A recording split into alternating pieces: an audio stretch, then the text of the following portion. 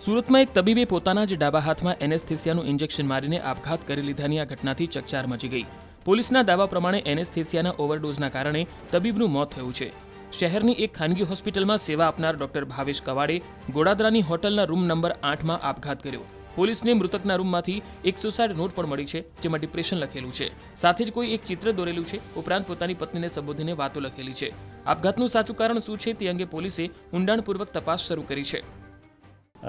જાણવા મળેલું છે કે આ દેલાવડોમાં રહેતા જે આ ડૉક્ટર છે એ લગભગ 2024માં એના મેરેજ થયેલા ને એમના જે પત્ની છે એ અમદાવાદ ખાતે કોઈ પ્રાઇવેટ એકાઉન્ટ તરીકે નોકરી કરે છે અને લગ્નના શરૂઆતના 3 માસ પોતાની સાથે રહેલા અને એ બાદ એમના ઘર કંકાસ થતાં એની સાથે રહેતા નથી.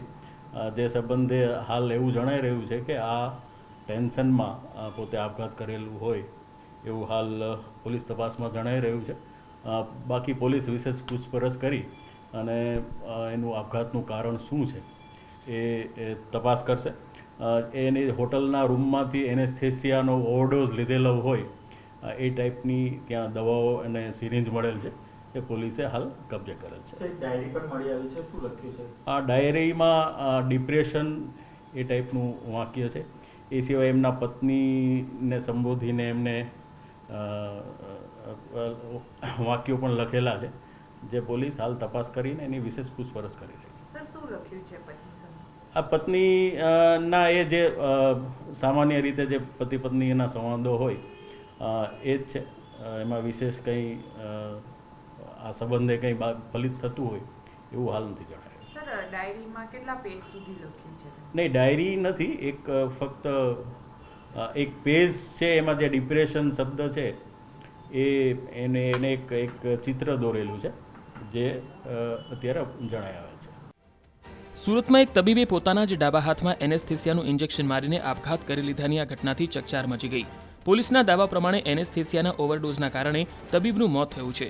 શહેરની એક ખાનગી હોસ્પિટલમાં સેવા આપનાર ડોક્ટર ભાવેશ કવાડે ગોડાદરાની હોટલના રૂમ નંબર 8માં આપઘાત કર્યો. પોલીસને મૃતકના રૂમમાંથી 160 નોટ પણ મળી છે, જેમાં ડિપ્રેશન લખેલું છે. સાથે જ કોઈ એક ચિત્ર દોરેલું છે, ઉપરાંત પોતાની પત્નીને સંબોધીને વાતો લખેલી છે. આપઘાતનું સાચું કારણ શું છે તે અંગે પોલીસે ઊંડાણપૂર્વક તપાસ શરૂ કરી છે.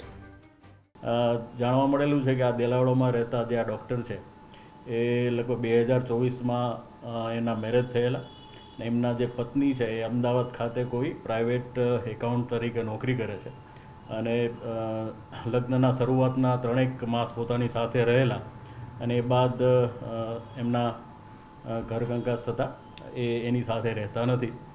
જે સંબંધે હાલ એવું જણાઈ રહ્યું છે કે આ ટેન્શનમાં પોતે આપઘાત કરેલું હોય એવું હાલ પોલીસ તપાસમાં જણાઈ રહ્યું છે.